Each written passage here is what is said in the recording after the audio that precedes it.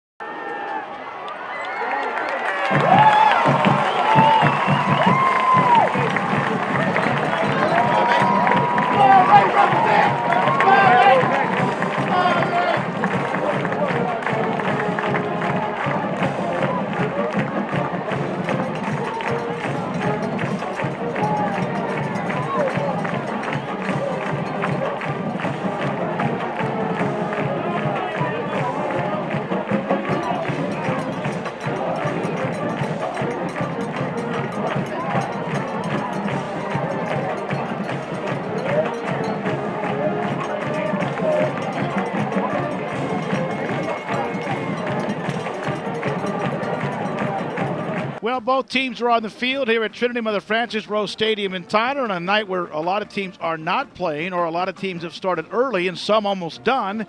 Lee and Dallas Kimball about to kick it off here at Trinity Mother Frances Rose Stadium in Tyler. Tonight, the Tyler chapter of officials and my good golf buddy, Gene Malloy, is the referee tonight. And if I know Gene, and I do know Gene, the way he plays golf, guys, this will be a methodically called game, because he doesn't know what hurry up means. Not that he's a slow player, but he just, he kind of takes his time. So Gene Malloy, the referee tonight, and the captains for Lee will meet at midfield with those from Dallas Kimball. Again, pretty tough situation with Kimball. First of all, their buses are not all ready because of sending quite a bit from DISD down to the coast because of Hurricane Ike. Their head coach, Chester Barnes, is not even here tonight. He had emergency appendectomy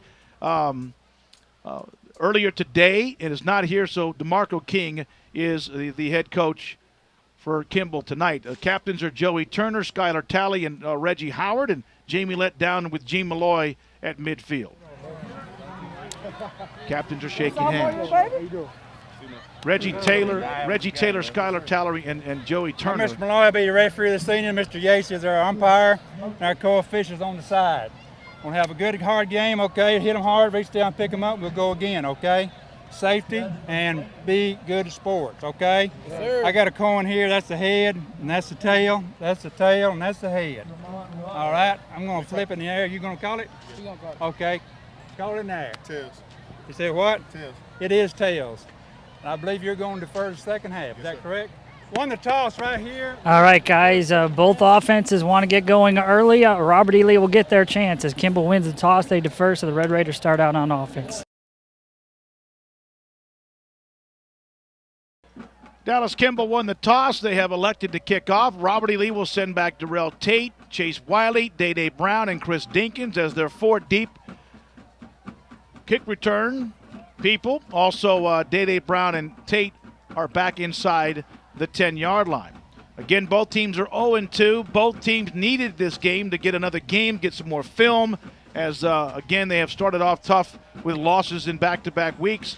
Lee next week with a tough trip on the way to number 5 Abilene at Shotwell Stadium in Abilene, Texas. Randy Johnson and Craig Smoke in the press box. Engineer Mike LaRue, producer is Travis Plaisance, and our sideline tonight, reporter is Jamie Lent. There's a flag down even before the kickoff. The Kimball kicker kicked it anyway. Delay of game, I believe, could be the start. We saw that last week in a college game. So Kimball will start off with a 5-yard walk-off before a second comes off the clock. Appreciate Mike Owens and also offensive coordinator DeMarco King of Kimball giving us some live time earlier in the pregame as we extended the pregame because of the late kickoff here at 8 o'clock. So Lee with Day Brown and Darrell Tate back deep along with Chase Wiley and Chris Dinkins. And Kimball will kick now from their 35-yard line.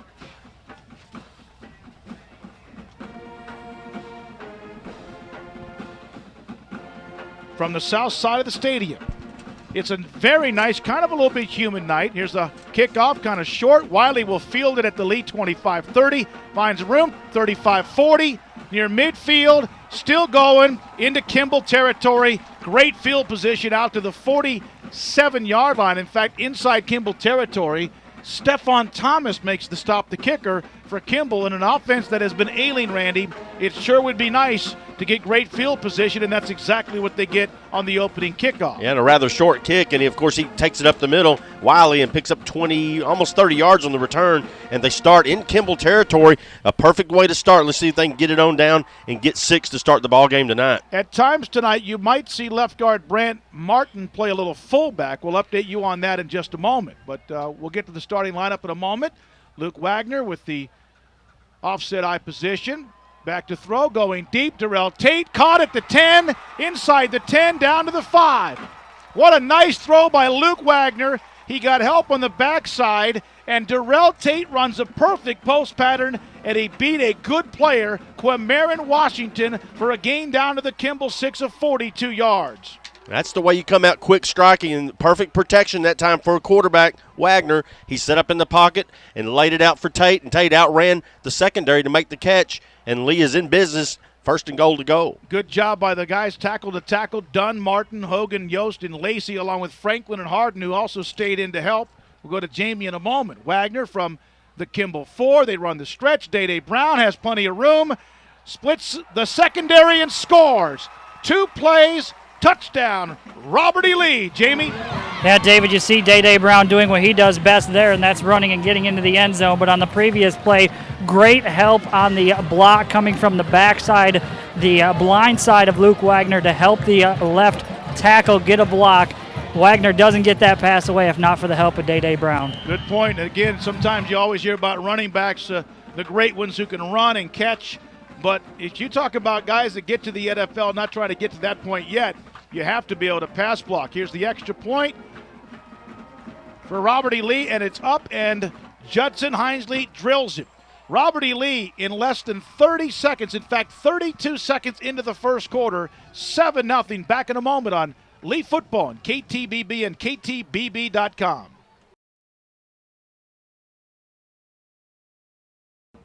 $11:28 to go in the opening quarter. Robert E. Lee takes 2 plays after a really nice kick return from Chase Wiley into Kimball territory. Randy? 2 plays, 47 yards in all of 32 seconds from the reception of the kickoff, and the 2 plays and score quickly, and they do it, and they get it done quickly to take this early advantage. Hinesley, who just kicked the extra point, will kick off for Lee at the north end zone. 40-yard line, approaches, line drive kick, and this will send Kimball's Kendrick Hampton back inside the 5. Good coverage and just swallowed up at the 15 by, I believe, Ubong David. Ubong David. What a great job on coverage for Ubong David, and Kimball will start this drive back at their 15-yard line. I mean, and if he wouldn't have gotten him, Randy, there were 3 or 4 others that were right there. Yeah. So Lee with a nice job and a little bit more emotion early on in this game. It looks that way. He sprinted right down the hash mark, and he was unblocked, and he just killed Mr. Hampton back there, had no chance, and he actually lost a couple yards on the attempted return. Robert E. Lee are the front 4. You got Patrick Howard, Reggie Taylor, Simon Blaylock, and Austin Wilson. His first start of the year, he's had that infection in his leg. He's going to play a little outside linebacker on the edge and a playoff left tackle. Not much there. Nice job by Reggie Taylor, 6'1", 217-pound senior, and a few others. Last week, Blake Roberts led the team in tackles with 11. Up front, it is Howard, it is Taylor and Blaylock. Austin Wilson, 6'2", 190 junior now, will play at that linebacker position. He's missed the first 2 games. Blake Roberts and Matt Monagold, the 2 leading tacklers, along with Josh Aubrey. Those are the linebackers. Jordan Aubrey actually has 16 tackles, is on the edge at the Bandit. Remember, he and Josh came out, and both Junior Kane and Chris Dinkins are the safeties. Kimball, little quick hit right up the middle, and somebody drilled him in a hurry. He's not down yet. Simon Blaylock was there, and a gain of a couple of yards early. And that's it, 3rd down and long for Kimball from their 18-yard line. And Kimball's going to try to go inside the tackles to get it done, and Lee will have none of that. They progressed all of 2 yards on the first 2 plays, actually close to 3 yards, but a big 3rd down upcoming for the Lee defense to get a stop and get the ball right back for their offense. Kimball with Jason Ortegon, Daryl Dotsey, Jeremy Carranza, Isaiah Norton, and Najee Shadid, the tackle to tackle. Good-looking tight end, and Davion Green, who had 4 touchdown catches a year ago. The quarterback is Dayton Bo Kelly, 6'4", has a man go in motion far side under center, drops back to throw, throws a deep fade pattern. Nice coverage that time on this side from Josh Aubrey, running step for step with Traymon Robinson, who has scored the only points for Kimball this year. 3rd and long, pass incomplete, great coverage, and it's 4th down for Kimball. Yeah, he's trying to get the receiver here on the near side of the field, and as you mentioned, it's just nice man-to-man coverage. The pass was way too long and out of bounds anyway. There is a penalty flag that is on the field, and not sure if this is going to be holding against Kimball. Jamie says it is, and they'll obviously decline the penalty. But nonetheless, Lee's able to get that great man-to-man coverage here on the near side of the field. And quarterback Kelly does have a nice arm. He's a little too strong on that pass, and no one could catch it but Mike Owens here on the near sideline.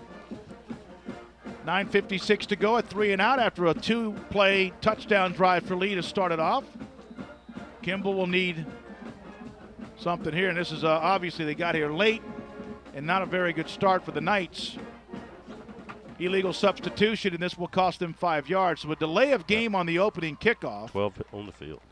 And now illegal substitution, and they'll have to bring somebody off the field, and so they'll now punt from back inside their 15. Now, watching film in their game against Skyline, they have a lot of problems with their snap.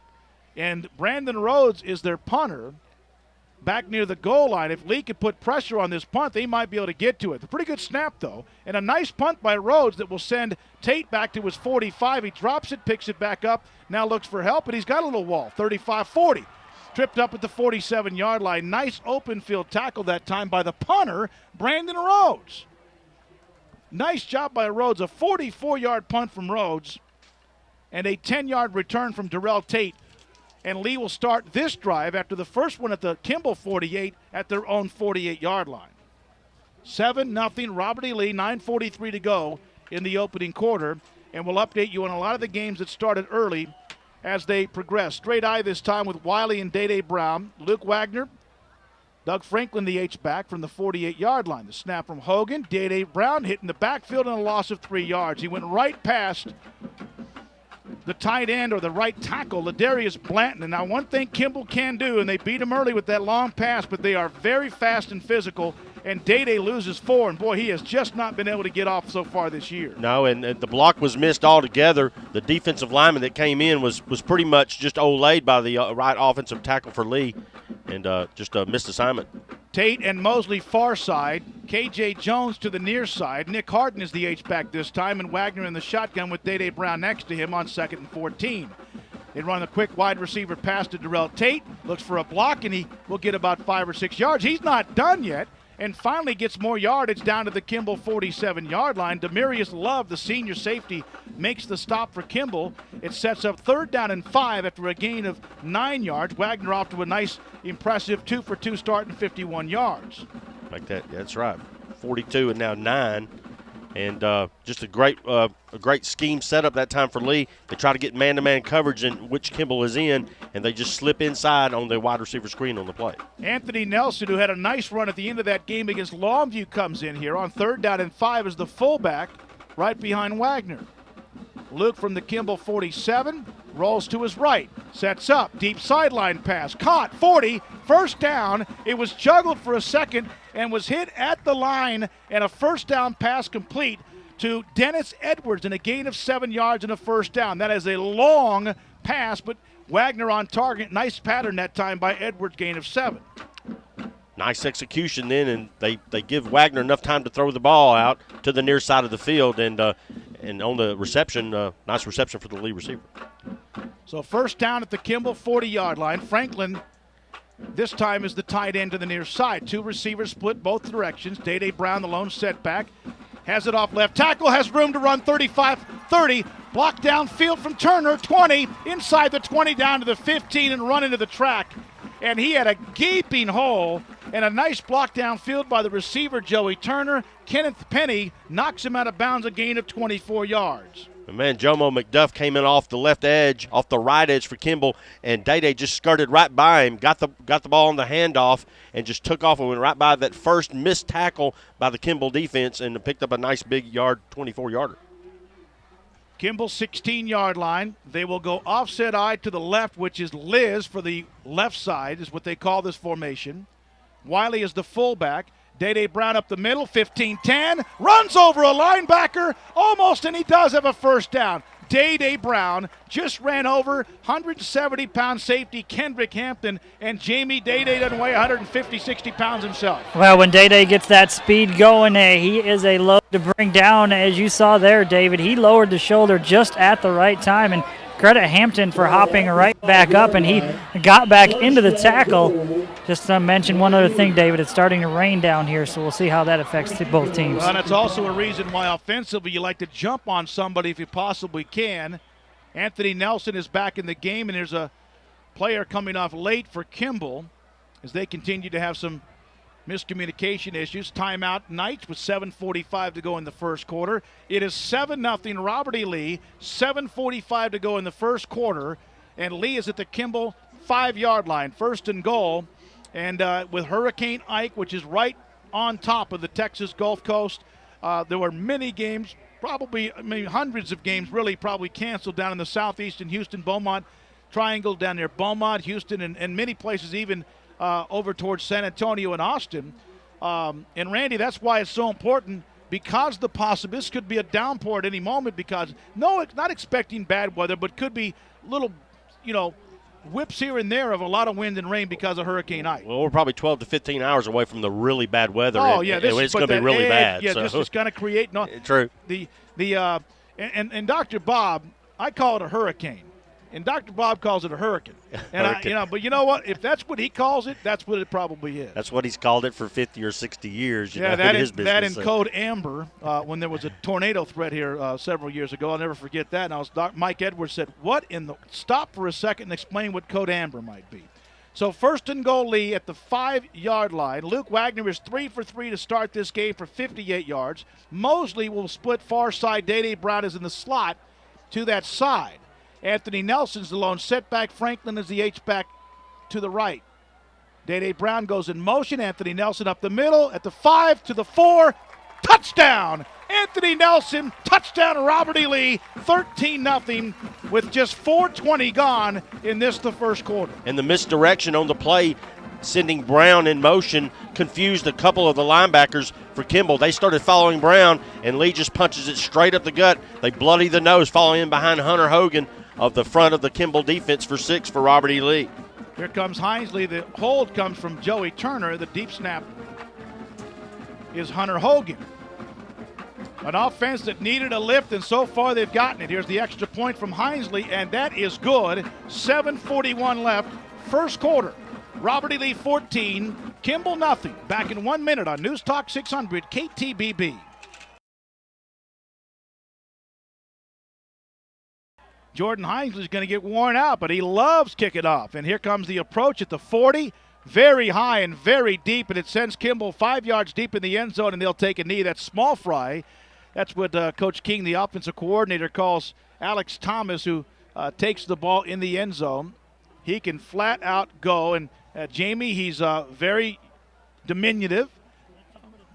I could post him up in basketball. That shows you how short he is. Okay, excuse me. What did you say? I said this kid is so short, I could post him up in basketball. So, I mean, you got to be pretty short for that to happen. John Tyler's lead over Arlington Lamar is now 10-3 in the early part of the second quarter. 14-0 here, Robert E. Lee. That was a 6-play, 52-yard drive in 2:02, and Nelson takes over from 5 yards out for the Lee 2-touchdown lead. Kimball will have this snap from the 20 after the touchback.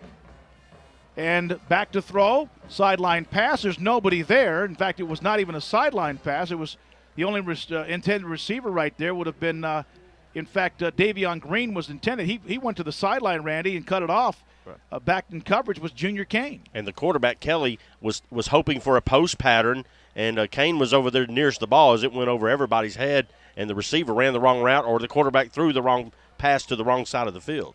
Second down and 10. Kimball has had their own offensive problems. They are coming off a 3-and-out from the 20-yard line. Kelly is the quarterback, and he flips it back. Tailback looks for a seam and has not much there. Nice job defensively from Robert E. Lee. Monagold and Dinkins were there, and the pitch back to Desmond Baker, the senior, for just a couple of yards. He came into the game with 12 carries, Randy, for 52 yards. He had more yards than anybody else on this team. They only have 113 yards in total offense, or 227 yards in offense, and Baker had 52. Wow, that's a quarter of their offense. And Lee's defense, though, David, is responding very well. They would like nothing better than to get a good, well-played game tonight where they don't allow much at all. And so far, so good for the Robert E. Lee Red Raider defense. Except for the 87-yard drive after the turnover to start the third quarter. They did give up some yardage, but did more bend but not break last week, except that one drive. Kelly, the quarterback, steps back, wants to go sideline. Pass almost intercepted by Trey Smith. Again, the intended receiver that time just ran a straight streak. That's Chris Moten, who also plays a little bit of defense, and there's a streak pattern, and the pass, had it been actually thrown right, would have been an interception for a touchdown for Trey Smith. It would have been a pick six because Trey read the play all the way, read the quarterback's eyes, and there's a lot of miscommunication right now on the Kimball offense, and that's not what Coach King over there wants to have. He wants to have his team progress somewhat, and he alluded to the fact that their turnovers and their problems on offense have been a big, big problem. Back to punt again is Rhodes, high snap, pressure, and they did block it. Jordan Aubrey blocks it out of bounds inside the Kimball 15. Randy, I talked about it. They had all sorts of issues with the snap last week, and if you put some pressure on them, because you see that, and Jordan Aubrey gets the block punt. And he didn't have a chance. Aubrey was in there straight up off of the right off of the right guard on the punt team for Kimball, and he came in there untouched and blocked it right in the middle of his chest, and the ball rolled outside on the near side out of bounds, and Lee takes over deep in Kimball territory. 6:34 to go in the opening quarter, and both Lee and John Tyler, both winless after 2 games for the first time since 1970, and both are off to big starts here tonight. I'll update you on John Tyler, and they're off to a great start up in Arlington. Offset I, the Liz formation. Wagner with Day Brown as the deep back. They hand it to Day up the middle, and he's knocked down as he ran right into the back of Derek Dunn, the right left tackle, who was shoved into the backfield by Jomo McDuff, the senior. And I'll tell you what, I was talking to Gary Fleet, the offensive line coach, and he said, David, think about who Derek Dunn has had to go up against in his first 2 or 3 games. Chris Knighton last week, who might be as good as I've ever seen. And the week before that, remember the Lufkin front 4 and then eventually front 5. And Jomo McDuff, a returning all-district player, 6'3", 245-pound senior. So Day Brown loses 5 carries for 31 yards. Rip formation this time. Wagner back to throw. Throws it near the end zone for Franklin, and the pass is underthrown. All sorts of contact back in there, but again, Wagner with the underthrown pass incomplete. Kendrick Hampton was in coverage. 3rd down and long for Robert E. Lee. Now, this is a real opportunity for Lee to make something happen offensively, and they're coming out so far and missing a block, and then the pass was well underthrown, probably better because there was great coverage in the secondary by Kimball, but Lee now can get points once again. They have a chance to get a first down if they get it inside the 1, but you want to come out with this turnover off the punt and get points, though. So 3rd down and 15 from just outside, at the 15-yard line. Maybe 3rd and 14 because they can get a first down at the 1. Wagner delayed at Day Brown, wide receiver screen. Darrell Tate got room at the 15, inside the 10, down to the 5. He did not quite get that where he could go quickly because they had it open for a second. Give Kimball credit, though. Lemuel Crosby, the linebacker, makes the stop, sets up 3rd down and 4 from the Kimball 5-yard line, and Jordan Hinesley will come in, a gain of 4. From the 4th down. 4th down and 4. I said 3rd and 4. 4th and 4 at the Kimball 5-yard line. Hinesley will come in. His field goal attempt against Longview was wide left. Joey Turner will hold at the 12-yard line. This will be a 22-yard field goal attempt, and so far this year, Hinesley's shown a pretty good leg. He won't need the leg. The accuracy more important here. Extra point basically is what this is, and it's good. Nice snap, good hold. Kick is good. 5:03 to go in the opening quarter. It is Robert E. Lee 17, Dallas Kimball nothing. This is Lee Football, News Talk 600 KTBB. All right, back with 5:02 to go in the first quarter. 17-0, Robert E. Lee with the lead, and Hinesley set the kickoff again. Jamie, I want to come to you in a moment on that play, and now the ball comes off the tee Jamie, was that actually Reagan who caught that little slip screen?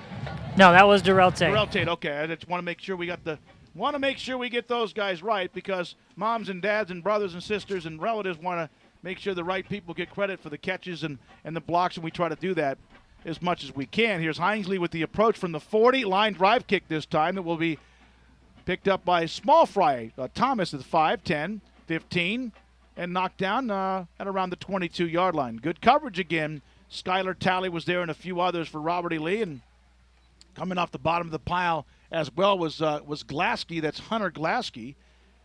And a couple of other names to mention. John Paul Camp was involved, as was Gilbert Sutton. So a lot of different names on the kick coverage for Robert E. Lee. 4:56 to go in the opening quarter. 17-0 Lee with the lead.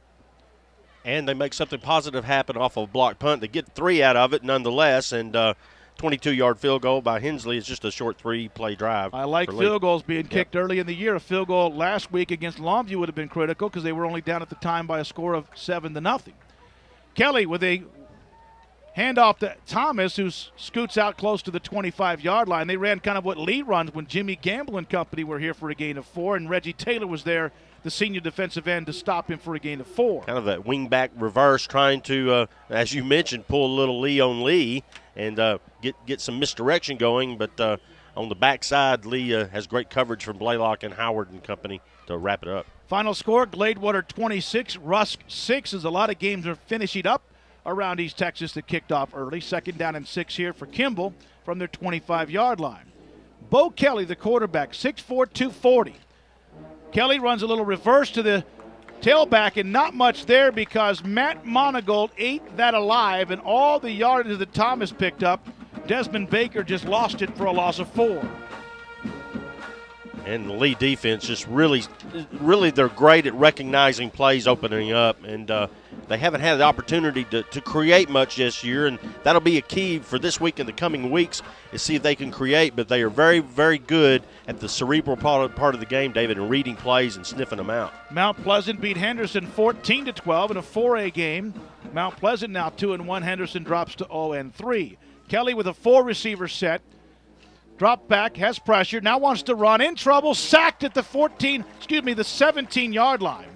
Reggie Taylor with lightning quick ability that time, along with Blaylock in the vicinity as well, and a loss of 4 yards. And the Kimball offense really is struggling. There's a player down, but now he will get up, and that is the quarterback, Bo Dayton Kelly.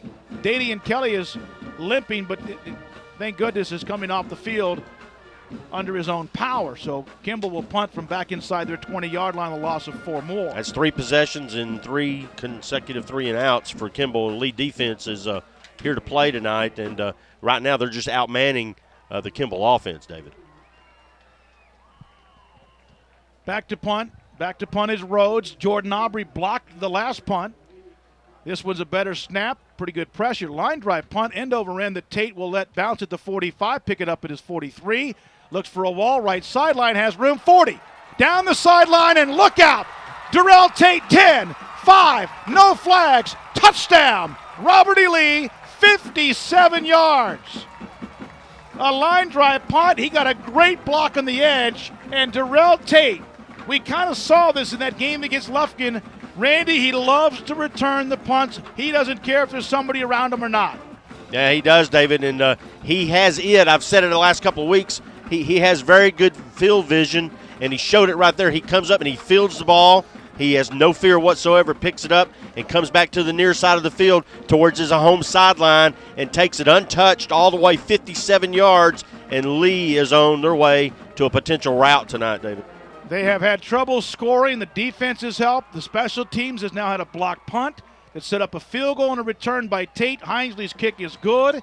2:56 to go in the first quarter. Robert E. Lee 24, Dallas Kimball nothing. Back in 1 minute on News Talk 600 KTBB.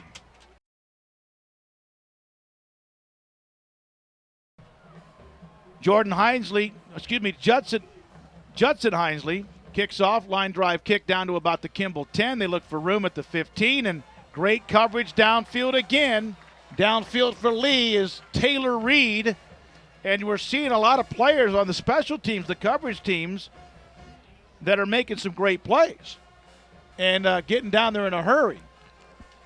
I've been saying Jordan Hinesley, I think, a couple of times. Yeah, I it's apologize. Judson. I knew his sister, Jana, right? Isn't that right? I do believe so. You know, David, in all the years I've worked with you, I believe that's the first punt return Lee has had for a touchdown in 13 Blake years. Womble? Did he have one? He had a long run. He had, I think, Blake Womble. I think Blake may. I'm just saying. That was if 9 anyone, years ago, 8 years ago. Oh, I don't care Wow. about how many Wow. years ago it was. It's, for me, I can't remember tomorrow. Or yesterday. That's why I said tomorrow. Kelly from outside the 15-yard line with the fullback in motion, under center at the 17-yard line. They hand it off to the tailback and not much there. Runs into Howard, Monagold, and many others. Junior Kane also with the first hit. The bottom of that pile was Cordero Blaylock, and Lee's going to have a chance to get a lot of different players in this game. A gain of a yard for the tailback that time, Desmond Baker. I think Blake Womble ran back a punt. Craig just wrote it down against John Tyler. 4 touchdowns. As a sophomore. I think as a sophomore That's correct. year. That's probably right. Been about 10 years ago, probably. Or Baker has thereabouts. 5 carries for 2 yards. You're caught up on those years. I'm telling you, I just They all run thank together. God I can remember a name. From the 18-yard line, Kelly, as they just try to get some kind of momentum, and Rhodes fumbles the football. And it's picked up by Lee. It flips into the end zone, and now it's just a matter of who recovers. In the back of the end zone, touchdown! C.J. Johnson recovers the fumble in the back of the end zone for a touchdown for Robert E. Lee. Jamie. Yeah, great job by the Lee defense there. The initial hit popped it loose, and then 3 Red Raiders jumped on the ball carrier trying to keep him away from the ball. Got pushed back into the end zone, and a great job by Johnson to dive on it and get possession before he slid to the back of the end zone out of bounds. Well, you know, Kimball, God bless them because they are really struggling badly. It's 30-0 Lee with 1:56 to go in the first quarter. 1:56 to go in the first quarter. It is 30-0 Robert E. Lee. And they had not scored, remember, in 6 consecutive quarters against Lufkin and Longview. Here's the snap. Hinesley with the kick. And Judson Hinesley that time drills it again with 1:56 to go. Now, they have now scored. Lee has set up a field goal with a block punt. They've returned a punt for a touchdown, recovered a fumble in the end zone for a touchdown, and have also scored a couple of touchdowns offensively. That's 17 points of special team play, and that's what you'd love to have, at least one score or something formed during the course of a 4-quarter game by your special teams play, and that's something that obviously they've worked on, and they're making it happen tonight, David, in a big, big way, and they're just really just punching around a Kimball team that really looks less than enthused to be out there. Well, you know, their coach is sick. Their buses were late, and I'm not saying that, you know, hey, you got to play the game. You got to move on. There's a lot of people who are having some issues. By the way, in a Big 12 football game at halftime, this would be a nice win for the Big 12, which is off to a great start. Unbeaten last week, I believe. 20-10 Kansas over South Florida in Tampa at halftime. That'd be a good win for Mark Mangino and the Jayhawks. 1:56 to go in the first quarter. 31-0 Robert E. Lee on a night when the 2 schools out of TISD are taking out their frustrations on a couple of schools out of DFW. Hinesley with the kick from the 40. Very nice, high, deep kick. Kimball from the goal line looks for a seam, and there's a bunch of great coverage again, and he might get out to the 15, and that's about it. Very nice job defensively again by Lee as they come down and just completely are dominating the early part of this game. That tackle made by Damian Morgan, number 26, on the play. So Kimball will start at the 16-yard line. 1:50 to go. And, you know, you can. I think most people are like, golly. Ben George in the game for Lee at one of the cornerback positions on the weak side. Trey Smith on the far side. And Lee, Skylar Talley's in the game as well. Dinkins is a safety deep. Kelly is the quarterback, 6'4", 240-pound senior. And he'll take the snap.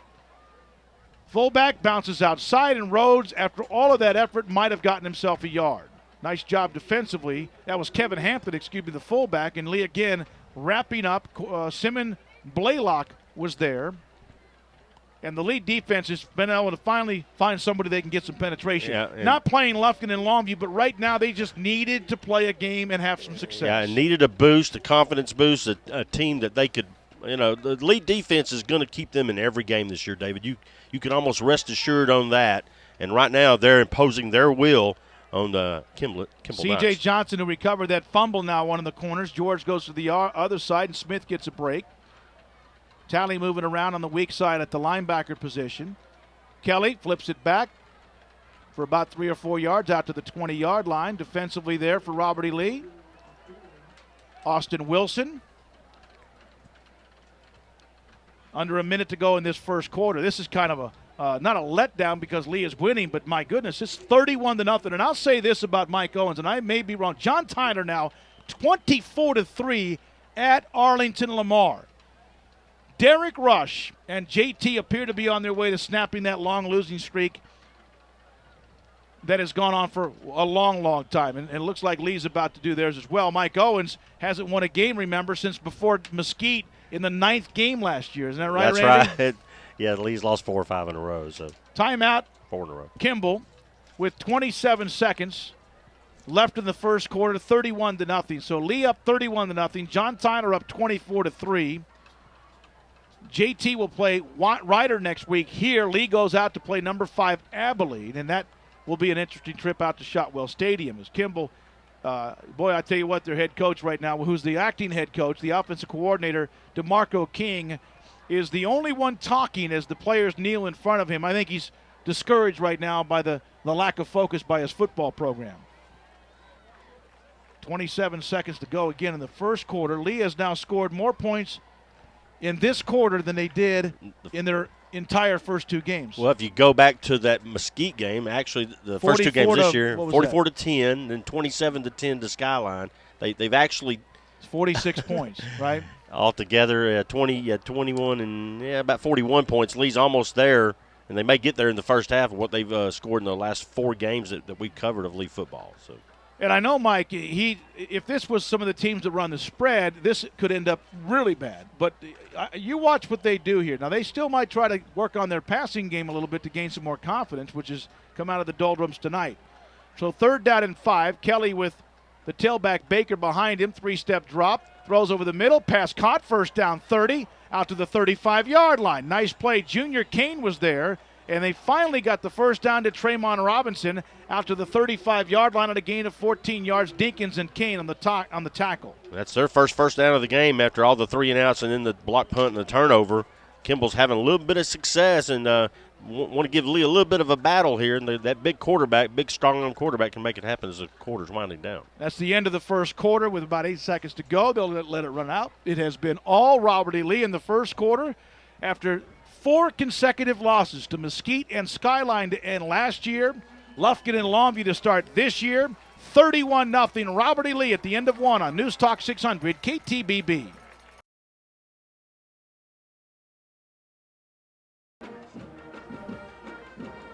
Okay.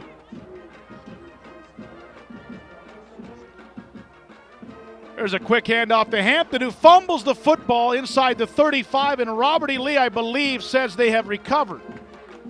And they have. Matt Monagold recovers. Blake Roberts forced the fumble, and Hampton lost 3 yards in the play, and the Kimball Woes start the second quarter the way they finished the first. Kevin Hampton fumbled the ball. Roberts forced the fumble, and it recovered by Matt Monagold at the 32-yard line of Kimball. And Lee has great field position yet again. 11:51 to go in the first half. 31-0. Robert E. Lee and Luke Wagner will set up in the shotgun from the 32-yard line. Mosley and Edwards are to the near side. H-back is Harden. Dede Brown to the right hip of Wagner. They run the delay. They run the reverse. Dede fakes it. He's in trouble, and a loss of about 7 yards. A very nice play by the cornerback that time, coming up the safety, Demarius Love. And he lost a bunch of yards. The one thing about Dede this year, and a lot of it, he's getting hit really when he takes the handoff. And in that case, they tried to run the reverse, and Dede lost a bunch back to the 39-yard line, a loss of 7 yards. See, David, those are the type of plays, though, Lee has had virtually no success with this year. And why you keep running them over and over is pretty much a head scratcher to me, because they take too long to develop, and any quick defense is right on top of them. Rip formation right side. It's Anthony Nelson, the up back, and they done run a little bootleg. Wagner wants to step up over the middle. Pass caught. Jones up in the air and back in his hands. And a very nice job. Luke had just enough time. He stepped up in the pocket, delivered it right where Jones was, 21 yards. Livingston with a stop. The ball batted up in the air off of Jones's hands, right back in his basket, and a gain of 21 yards, first down at the 18-yard line. That's great concentration by KJ. He stayed right with the ball, and the pass was really placed perfectly pinpoint by Wagner, as he had plenty of time stepping into the pocket. Jamie. Yeah, you love on that play the pocket presence there of Luke Wagner. Felt the pressure from the backside, stepped up before making the throw. So first down for Lee at the 18-yard line. This is Day Brown, left tackle, bounces away, makes a move at the 15, runs into the cornerback and digs down to the 10-yard line. So very nice job, but a flag is down on the far side over to the right hash marks. Kendrick Hampton and Lemuel Crosby, are the ones on the tackle, and a holding call is going against Robert E. Lee. Day Brown that time broke a couple of different tackles, and in the open field he's as good as anybody down inside the 10, but this one is going to come back and cost his yardage. It will be first down and 20. And that's something we haven't seen a lot of. Lee hasn't had a big problem thus far, knock on wood. I think with some the holds. cases they probably wish they had some holding calls, with True. the pressure that's been on Luke. I mean, you just grab whatever you can. Well, it's all about technique, and when you play in the trenches, I did when I was growing up, it's all about getting leverage on anybody that you play, but you can't get your hands outside or underneath the shoulder pads either. So. Longview is at home against Freeport Evangel. The game was supposed to be Barbers Hill and Nacogdoches. They are leading Evangel 24-0 at halftime at Lobo Stadium. First and 20. They have owned Evangel in recent years. And the shotgun is Luke Wagner with two running backs to his left and right, Wiley and Brown. Luke sets up over the middle, wants to go deep on a post pattern. Tate is there in the end zone and intercepted at the goal line. Is that right? Great coverage by Kendrick Hampton, as that was not only into double but maybe quadruple coverage on a deep post to Tate. Intercepted. Kimball's defense makes a stop. And they'll get the ball back at their 20-yard line, down 31-0. That time it was just a preconceived play, just step back. What they're hoping there is Randy the running success, or at least the scheme, would have had no coverage downfield, but there were four Kimball secondary players waiting for that pass as much as Darrell Tate was. Yeah, and which means somebody for Lee was probably wide open on the play, but as you mentioned, it was preconceived, and he threw right into triple or quadruple coverage, and they made a great play. Kimball really snuffed it out and guessed right on the play, because Lee had, you would guess, one or two people probably wide open in the flat. Glaske, Camp, and Talley are the linebackers here. Also in the game is Taylor Reed, as is Bailey Florence, as Lee's defense goes to some backups to give them some opportunities. There's another bad pitch, a loss of 3 or 4 yards, and the Lee defense is just absolutely on every play getting basically not blocked at all. The loss of 2 or 3 more. Austin Wilson was there, and he's trying to make up for lost ground after not being able to play the first couple of games. And also Taylor Reed was there as well, number 7, plus a penalty against Kimball, which I'm sure they will decline.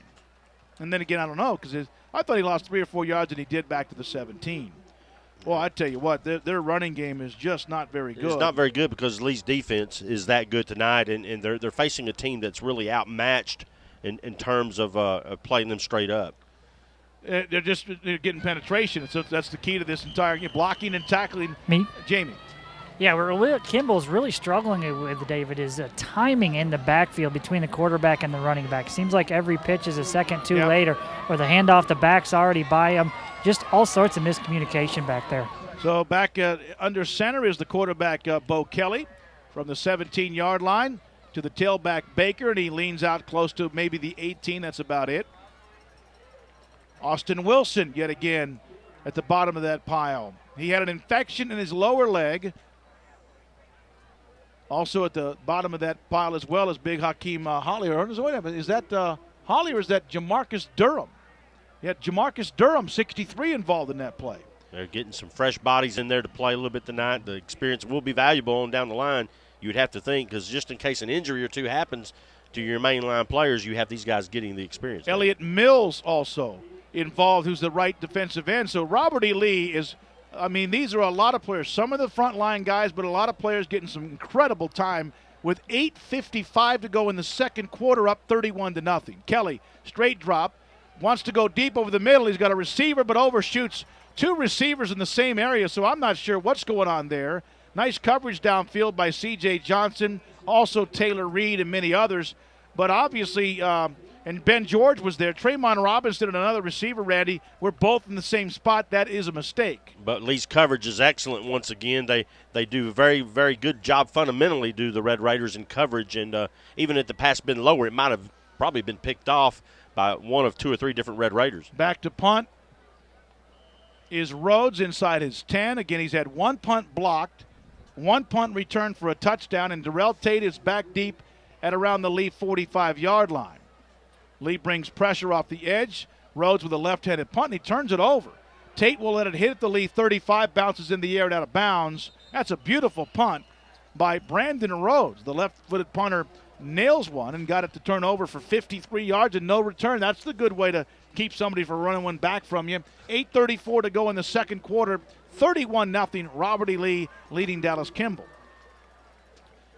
And Lee will take over this possession at around their 30-yard line. What a nice punt for Rhodes. He probably gets tired of doing that. And the Lee offense, what you have to do here, you've had a very sharp start. You just had the pick, but you don't want to lose your focus and or your rhythm that has been so good to start this game. Especially because you may not have many more series with the opportunity for some backups to get more reps as well. Luke Wagner, straight handoff to Day Brown, who tries to bounce it outside, and he's torn down again in the back of the behind the line of scrimmage. And there's a couple of players downfield, Franklin and Ladarius Blanton, who made the tackle there. Franklin's helmet's in the track as he got tied up on the far side that time with Lemuel Crosby, and both of their helmets came off on that particular play. That's talk about sticking to your block, a loss of 3 yards for Day Brown. They came flying off, too. We got to be honest here. It's 31-0, but Day Brown has had losses of 4, 4, 7, and 3 on 4 of his 7 carries here in this first. They got to be able to run the football against anybody. Tight end to the near side. They got the rip formation. Wagner bootleg as a tight end, wide open. Underthrows Franklin, who caught at the 32-yard line, and he's down right there. Luke did not put up enough oomph on that, and Franklin would have gotten maybe a few more yards, and a gain of 6 yards. It brings up 3rd and long. And, really what Lee wants to have happen offensively is to get a good 4 or 5 minute drive like they did the very first drive of the season against Lufkin. I remember that was an 11-play, 94, 95-yard drive. It took 6 minutes. That's the kind of drive you hope to have to keep your defense fresh, as well as getting that kind of execution down for your offense. 7 minutes and 15 seconds to go in the second quarter. Robert E. Lee 31, Dallas Kimball nothing. Lee with a 3rd down and 7. Chase Wiley is the lone setback here. Harden is the H-back to the near side. In motion, Day Brown. They give it to Day. Has room off left tackle, 35. Oh, nice move, 40. Nice move, 50 into Kimball territory. Still going, dragging Kimball Knights with him to the 39-yard line. Quamarin Washington finally wrestles down the junior. Day Brown for 29 yards. What a great run that was. Man, he juked several Kimball Knights right out of their shoes. And he cut back inside, had a nice block as he rolled back left from Brant Martin, and Derek Dunn opened a nice hole back to the left-hand side of the Lee line, and he just showed a great shiftiness and vision. He cut back inside, and 2 or 3 white-clad Knights were on the ground. For those White House fans back in the area, if you are, it's a nice win for Randy McFarland's team, 24-21 at Corsicana tonight in a game that started about 3 hours ago. Luke Wagner up the middle, Anthony Nelson 40, 35 sideline 30, blocked downfield Turner, down to the 25 to the 23-yard line. Big ol' Anthony Nelson, the bruiser, picks up 15 yards, and Chris Moten knocks him out of bounds at the 23-yard line, 1st down. And now Lee is really shifting the field. The misdirection is fooling the Knights as well as the great running by Brown. Nelson just took it and went off the left side, and Dunn and Turner cut back inside and sealed off nice blocks for him to pick up another big 1st down. Mosley and Tate far side. Joey Turner to the near side for Robert E. Lee. One setback is the Day Brown from the 23-yard line. Luke Wagner, they run the stretch. Day Brown bounces it outside, tries to turn the corner, runs into a defensive back, and maybe got a couple of yards to the 21. Nice job by Kimball. That's good job by Kimball. That's Demarius Love again. And Dante Livingston forced him to the sideline and a gain of a couple of yards. So 29 from Day Brown, 15 from Nelson. Nelson is a load. He gives you the power. Wiley the quickness, and Day everything else in between and a little bit more. And the key to all that, David, is the offensive line has to get off their blocks and has to make a push and seal off when they can open holes for those backs. Franklin, the H-back to the near side, right hash. Robert E. Lee, 31, Kimball, nothing. 5:30 to go, second quarter. Tight end far side is Harden. Day Brown up the middle, has room at the 20, 15, 10. Down inside the 10, down close to the 8-yard line, first down, and picks up on the play another 13 yards. Day now with 65 yards on 10 carries. This is the drive that I mentioned the running game, and they're now working on the running game. And they're also starting to use a little more clock. This drive is now well over 3 minutes, and it looks like it's going to be the 7th play upcoming on the drive to see if they can finish it off and with points, with a touchdown. Derek Dunn, Brant Martin, Hunter Hogan, Nathan Yost, and Thomas Lacey. We've talked at times about the offensive line and their struggles. They are opening up some gaping holes right here. Stephen Reagan near side, Nelson the fullback, Franklin the H-back at the 8-yard line. Wagner, Day Brown, skips around, now bounces it underneath inside about the 5, and he got 3-4 tough yards on really not much there. Good lead block from Anthony Nelson, and it's second down and goal from the 5, a gain of 4. 69 yards on 11 carries for Day Brown. Luke Wagner, what a nice start for him. 6 of 8 for 95 yards, including opening the game with the long pass of 42 yards to Darrell Tate. Second down and goal, 4:35 to go in the second quarter. 31-0 Lee with the lead. K.J. Jones far side. Split near side is Turner and Tate. Day Brown the lone setback. Hunter Hogan the snap. Wagner stretch left tackle. Day skips around down near the goal line, leans, and he will score. Touchdown, Robert E. Lee. 5 yards out, and he got a little help from the offensive line. Derek Dunn kind of helped him. Reggie pushed Matt Leinart into the end zone, if you know what I mean. He kind of pushed him into the end zone. They got a great push. The line did their job on that drive, really all the way down the field with the exception of one negative play. They get a great push and just a smash-mouth football up against the Kimball Knights defensive front. 4 minutes and 15 seconds to go in the game. 37-0 with the extra point to go. 4 minutes, 15 seconds to go, second quarter. And here comes Judson Hinesley, the senior, with the extra point. The snap, the hold by Turner, and it is a flag down. It was good, but now I think offsides against Kimball. They'll probably take that on the kickoff or just completely let it go. 38-0, Robert E. Lee, 4:15 to go in the second quarter. Back in a moment, we'll update you on some other scores from early games around East Texas as we continue in a moment. Lee football on KTBB and KTBB.com. Thanks to Garth Mayer, Dr. Bob, the genius when it comes to weather. And any updates we need throughout the night and also throughout the weekend, he will be along with our news team of Garth Mayer, Melissa Kaiser, and John Sims and Mike Edwards. Here's Hinesley. He's got to be worn out by now with a kick that will be caught inside the 10-yard line. This is Kimball out close to about the 15, 20-yard line, and that's about it. And good coverage downfield for Lee. That is Kelvin Dunn on the return for the Knights, and they have not had good field position. Let me give you some updated scores. Longview at halftime leads Shreveport Evangel 24-0. Gilmer 15, Liberty Ilo 7 at halftime. Dangerfield 25, Salina 7 second quarter. How about that? West Russ 12, New Diana 13 New Diana 13, West Russ 12 third quarter. White House came from back down 13-0 first quarter to beat Corsicana 24-21 on a last-second field goal by Taylor Burns. We'll update you on some other. JT is still 24-3 at halftime at Arlington Lamar, an impressive lead right now for the Lions and Derek Rush. Kimball from the 18-yard line, the snap from Carranza. Kelly over the middle, pass incomplete, and a little tug of the jersey by Junior Kane on the intended receiver. Dinkins was there as well. They tried to hit that little pop pass to Kenneth Penny, and it goes incomplete. And that Lee scoring summary, David, 8 plays, 71 yards in 4:19. They have one completed pass, a short little dump off pass, and the rest of it was on the ground with Day Brown and Anthony Nelson. Seeing a lot of numbers that are not a part of the original overall depth chart because the Lee is able to get John Paul Camp is getting in. Still see Jordan Aubrey, Josh Aubrey, and Trey Smith and Dinkins and some of the frontline offensive or defensive linemen, but Hunter Glasky in the game as well, along with John Paul Camp. They flip it back to the tailback, and that's Hampton tries to get around the corner, gets around Kane, but pushed out of bounds by Aubrey, close to the sticks, close to a first down at the 26-yard line, a gain of 8 yards. It's 3rd down and 2. Hampton seems to give them a little more oomph, although I say that he has 3 carries for 6 yards. And in the game right now, Kimball has a total of 15 carries for minus 12 yards.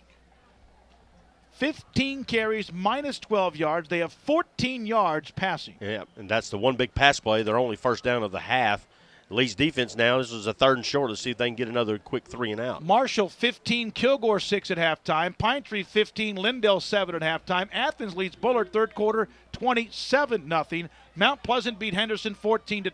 Gladewater beat Rusk 26-6. Now that game, I believe might be at halftime. Here's another big-time play by Austin Wilson, and Reggie Taylor just ate up the tailback. Desmond Baker lost 3 yards back to the 22. That was a landslide.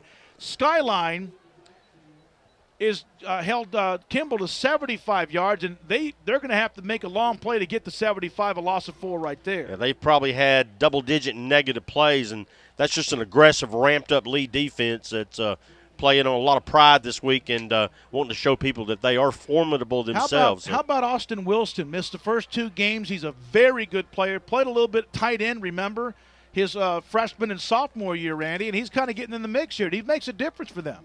No question. Back to punt. To Tate, this is an end-over-end punt. Tate will field it at the Lee. Well, he let it get by him, and now he picks it up at the 30. He's got a punt return for a touchdown. There's a block in the back that's coming back. Well, C.J. Johnson, I don't know what he was looking at, but he blocked a couple of Kimball players in the back, and Eric Stanton is down right now for Kimball. Looks like he has cramps. A 42-yard punt. C.J., he couldn't wait, couldn't help it. That blindside block, but that's a clip, and that's going to cost Lee 10 yards. Whatever happened to the turn clipping? There's no longer you hear block below the waist or block in the back, and it's a clip whether you hit them in the back or towards the bottom half of their hind quarter or anything. It's still a clip. That's the term we all grew up with. Isn't that right, David? Well, clipping was a 15-yard penalty in the day. Now all these blocking the backs, unless it's a chop block or something like that, it's 10 yards. Is just 10 yards. Halftime, Paul Pewitt 22, Jefferson 19, trying to give you a lot of scores for a lot of you who are on the road. White Oak leads Rains at halftime 21-14. We mentioned Gilmer leading Liberty Ilo at halftime 15-7. Boy, I tell you what, all those text messages coming in, we appreciate it. Carlos Garcia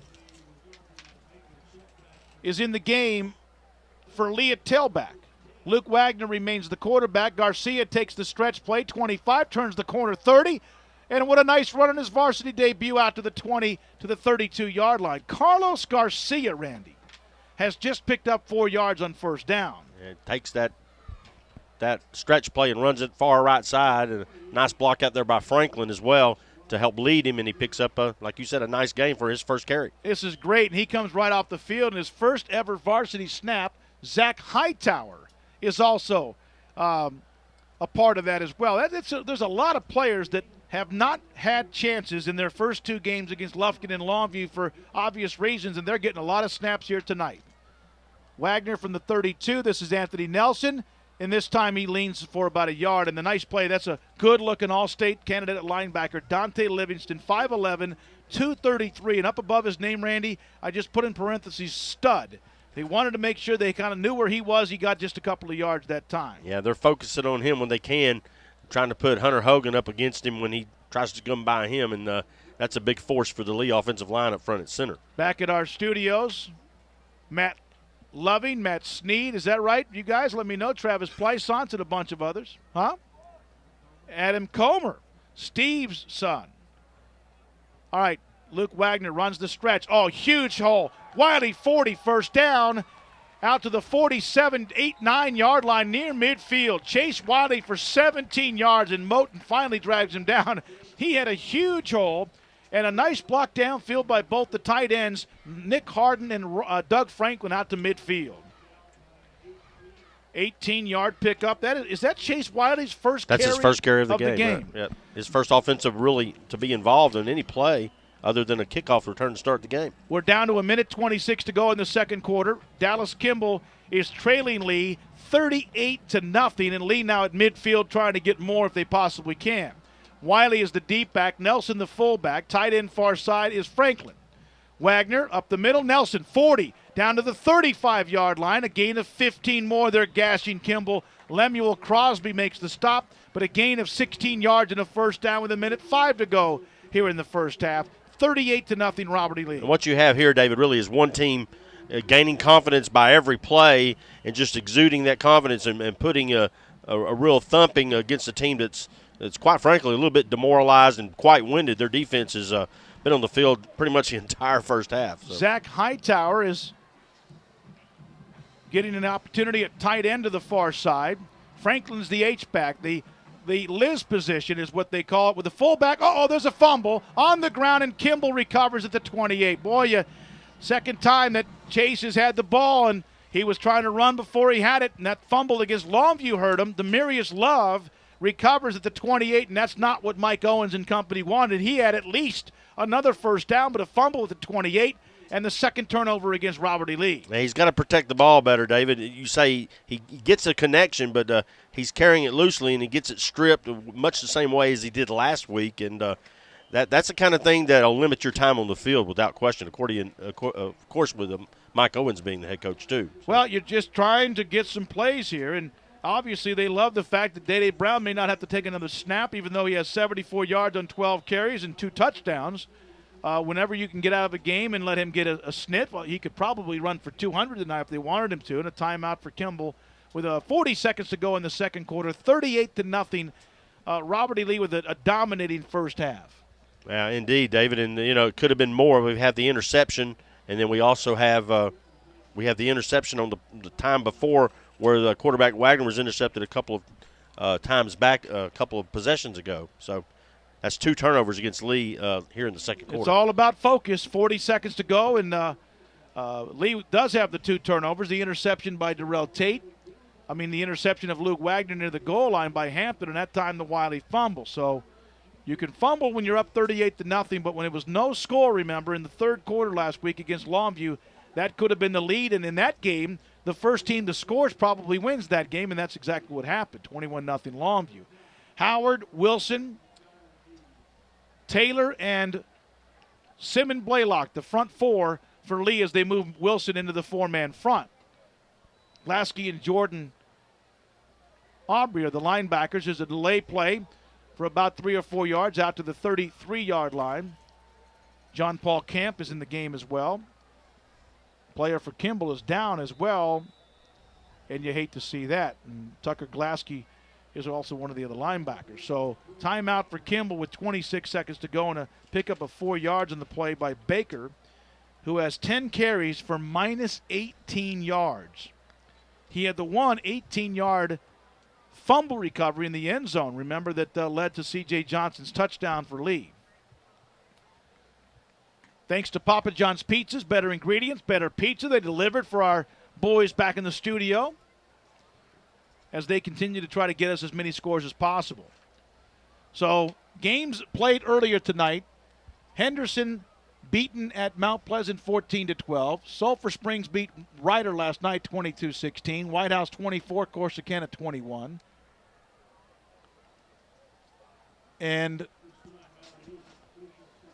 Gladewater beat Rust. We got a final, and then we also have a halftime. Guys, we got to get that kind of stuff straightened out, make sure we got it right. Orr City leads Beckville 27-13 at halftime. Randy, most of the time, our scoreboard show, we're done with this, our postgame, bam, we're calling and making a bunch. We should have a pretty good success level. By the way, Marshall leads Kilgore 21-6 late third quarter at Maverick Stadium. That's Daryl Dotsey, who's slowly walking off the field. Looks like he getting assisted, but now he's just limping just a little bit. That's good. Glad he's going to be okay. Coach, go to Jamie here. In fact, Jamie, let's go to you now. He said he had a couple of offensive linemen that were hurt today. Yeah, just another bad break for this ball club, a team that struggled offensively already this season. So losing 2 starters on the offensive line can't help, and it appears the Red Raiders really taking advantage of that tonight. 26-6, that Gladewater game is a final against Rusk. 26-6, and Scott Calloway's team, I think, is off to a 3-0 start. So nice win for them. Second down and about 5 for Skyline, and they're taking knee. Kelly took a knee, and he took a shot from Patrick Howard and Reggie Taylor as well, and they're just going to go to halftime. It is Robert E. Lee, and it's been all Lee. Lee had a nice kickoff return by Wiley to start the game. They scored in 2 plays, and from that point on, they've done pretty much everything and anything they want. And here's Jamie Lent with Lee head football coach Micah. Well, Coach, you said your team would go back to basics this week in practice. Basically, you guys have done whatever you wanted here in this first half. How pleased are you with the way your ball club has come out and played? Well, in some areas we're pretty pleased. I think our last possession that we had the ball where we were actually blocking somebody, knocking them off the line of scrimmage. Our running backs did a good job of running, most of the night. But then we really haven't blocked anybody until that last drive that we fumbled. And I'm not real happy about that either. But the thing is, we're not running a whole lot of plays. We're just doing what we think we can do. And that's all we're going to do. We may add 1 play or something next week, but that's it. You wanted to get off to a quick start. The first drive takes 2 plays, starts with a nice 42-yard pass. How important was that? Great. I mean, it was good. But we also, again, our pass blocking involves a 7-man protection scheme where we get no pressure at all, and it gives him time to unload the football, and that's what we've got to be able to do. How do you keep your team's intensity up by 38 at halftime? Well, I'm going to remind them of the last 2 weeks when we've had absolutely none coming out the second half. Now, we're going to allow our first units to play the first possession, and then after that, we'll be using all our backups after that. Thanks, Coach. Okay. Appreciate it. Thank you.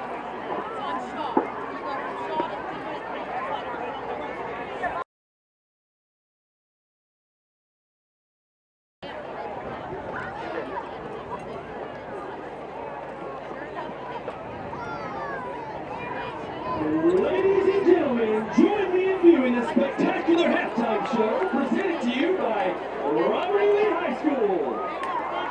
We invite you to sit back, enjoy the incredible sing-down drawing and the fabulous regular band.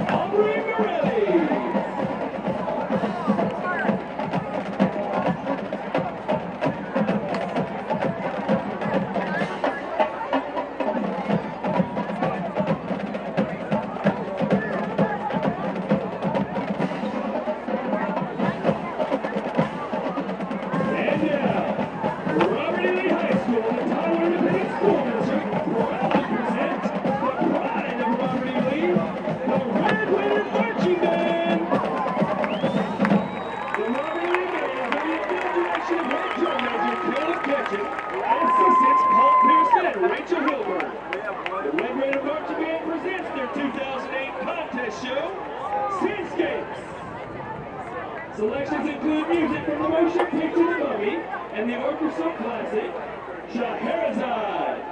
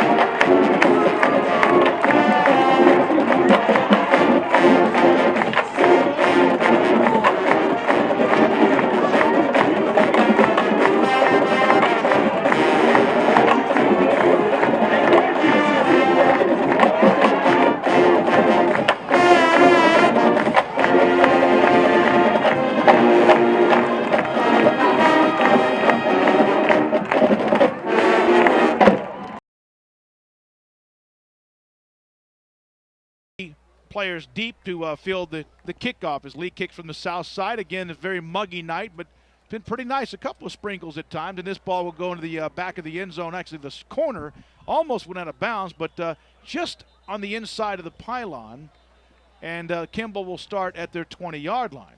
So very impressive first half for Lee offensively and defensively and special teams. You love it when you get 2 or 3 of them together, but when you get all 3, offense, defense, and special teams, and also an opponent that tonight has really struggled with penalties and just not been really focused, but Lee has forced a lot of those same problems. Patrick Howard, Reggie Taylor, and Simon Blaylock, the front 3. Also, Cal Collins will start at middle linebacker for Lee. Glasky and Aubrey are on the edges, as is Junior Kane. Here's the tailback off left tackle for not much. Glasky's there along with a few others, and Cal Anthony Collins for a gain of a couple of yards. Trey Smith, Josh Aubrey, and Chris Dinkins are the secondary as Lee goes to their 3-man front. They will sometimes put Austin Wilson on the ground to make it a 4-man front. For a couple of yards on the first play from scrimmage for the Kimball Knights, Desmond Baker. And Robert E. Lee, really, that great first half, scoring in all phases of the game, as you mentioned, David, has been a big key tonight for the Red Raiders. 2nd down and 8. Dadian Kelly, his nickname is Bo. Quarterback wants to drop over the middle, passes tipped in the air and almost intercepted by Trey Smith and Josh Aubrey. Well, waiting for Josh Aubrey to make a play. He's big man last year, made a bunch of plays. He and Jordan did. And then Dinkins had his best game ever against Kimball last year at Sprague Stadium. In fact, he intercepted the pass to seal the game and also recovered a fumble when Randy Kimball had the ball in the lead in the clock, and Lee's offense had done nothing until the 55-yard play to Runnels. And as you remember, that play to Runnels was late in the game, like the 5-minute mark or thereabouts of the fourth quarter. I try not to remember too much about that one. It was memorable. 3rd down and 8. Kelly in the under center with the straight eye formation. The tailback is Desmond Baker. They flip it back to Baker off left tackle. He spins for about 3 out to the 26-yard line. Junior Kane was there, and he picks up 4 yards, and that's it. Kimball probably went into halftime and said, listen, guys, we had some bad things happen today. We had a couple players hurt. Our coach is sick. The buses were late. Lee is killing us, but let's try to do something to at least gather some consistency. And Rhodes comes in to punt. And back to field this punt is Chris Dinkins this time back at the Lee 40.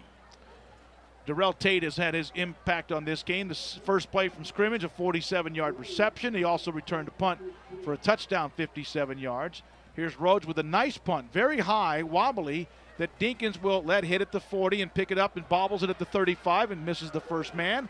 And now he'll have to go down at the 35-yard line. And then kind of a late hit right there, but no call. Kimball maybe coming out with a little bit more passion that we saw at all in the first half. Marcel Brooks with the stop, 36-yard punt. So Rhodes is a pretty good little punter. Dinkins let that ball hit, Randy, and that's something that Darrell Tate will not let happen unless it's a low punt that he just can't get to. And that's one of those that, again, you let it hit, you never know where it can go. And only that, he almost bobbled it around and lost it, but he was able to gather it in and make up a couple yards on the return. Starting offensive line will start the opening third quarter drive. Dunn, Martin, Hogan, Yost, and Lacey. Franklin, the H-back. Harden, the tight end, far side.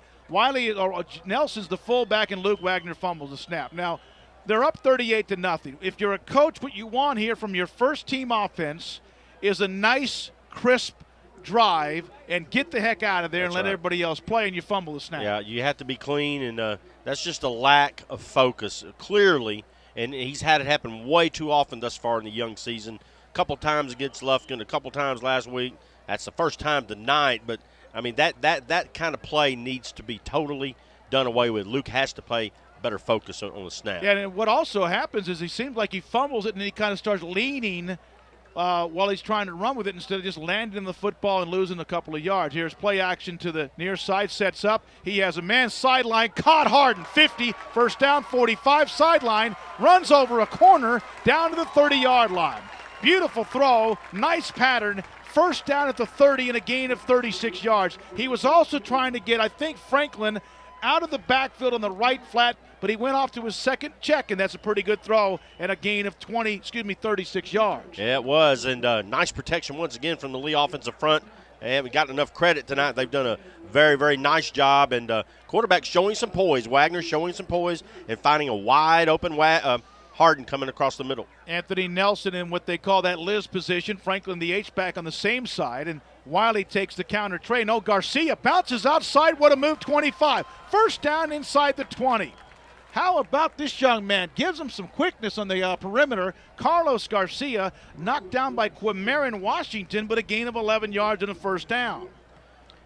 He's got a little bit of jets there. And, he gets out. He gets to the very quickly wherever he's supposed to be in a hurry. Grace Community has beaten Malakoff 46-14. Malakoff is off to a very uncharacteristic 0-3 start. First down, Wagner leading the offense at the 19-yard line. Garcia, the lone setback. Tight end is to the near side. That is Franklin. Garcia bounces it outside, turns the corner, 20, 15, inside the 10. He might get down to the 3, and he does. Carlos Garcia, a 5'11", 185-pound junior, picks up 15 more inside the 5. And I got a feeling, does Jamie let Day Brown even have his shoulder pads on right now? Yeah, he does, David, but I would not expect to see him. You heard Coach Owens at halftime mention that the first-team offense would get one possession. Well, I guess for Day Brown, that he doesn't even get that one. So first down and goal from the 4, make it the 3-yard line. In fact, it's inside the 3. Garcia is the lone setback. He takes it off right tackle, finds a hole, and did not quite hit that hole just as quick as he did the others, and cleaned up that time by the linebacker. Came over as Dante Livingston and Lemuel Crosby, and he got a yard down to the 2. Nice hard run. The hole was there just for a split second. Nice closing by the Kimball defense. Did not quite have the explosion. Right, to get through there, but nonetheless are knocking on the door to try to get over 40 for the first time in the young season for the Red Raiders. John Tyler now leads at Arlington Lamar 31-10 as they start the 4th quarter. So it looks like the 2 TISD schools are going to get themselves back on the win column and also in dominating fashion. Liz position. This is Garcia, bounces it outside. Can he turn the corner? Near the goal line and just shy. Down to the 1, and that will bring up 3rd down and goal. Chris Moten, the senior linebacker, we've called him quite a bit. And Garcia got a yard down just inside actually the 2-yard line, and it's 3rd down and goal. You want to punch it in here, Randy, and then enjoy the rest of the game with your defense and special teams. Yeah, and try to get that goose egg on the board for Kimball is what you want to have happen. If you don't score again tonight, that's fine. But now see if they can just blast it in, as you mentioned. Just get a good push up front and a surge and get it in the end zone. From the 2, 6:45 to go, 38-0, Robert E. Lee. 3rd quarter, first drive, Garcia, right guard. Does he get in? Yes, touchdown. Carlos Garcia, his first ever varsity opportunities. He has 6 carries, 33 yards and a touchdown, 44-0 Robert E. Lee. Lead blocked by Anthony Nelson and many others. Had a Yost up front and Hogan getting a good push. He surged right off the right guard in between the center and the guard. Give credit to Thomas Lacey on the right side as well. Or was that Holston? One or the other with a nice surge up front for Lee. So 6:38 to go in the 3rd quarter after the fumble snap. Lee's offense gets it back in rhythm. Hinesley with the extra point, and it's good. And 45-0. Robert E. Lee with 6:38 to go in the 3rd quarter. Back in 1 minute. This is News Talk 600 KTBB.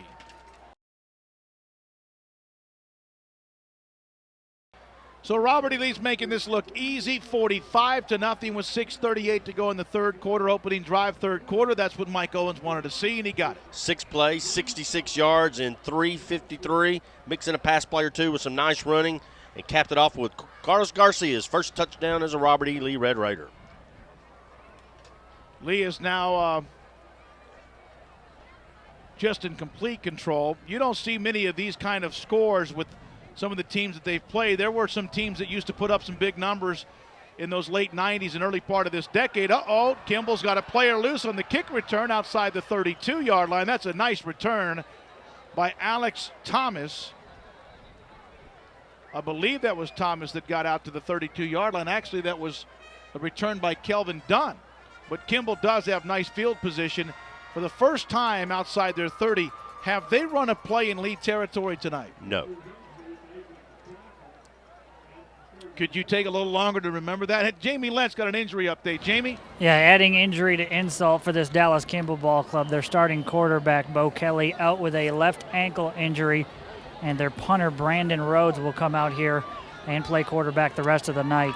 Kelly has his shoe off, iced up hard, so I don't think we will see him the rest of the evening. And he fumbles the snap, which you see a lot on a backup quarterback coming into the game. So Luke fumbled his first snap in this third quarter, and Rhodes, who's got a heck of a leg punting the football, had a 53-yarder earlier, and this time he picks up nothing after the fumble.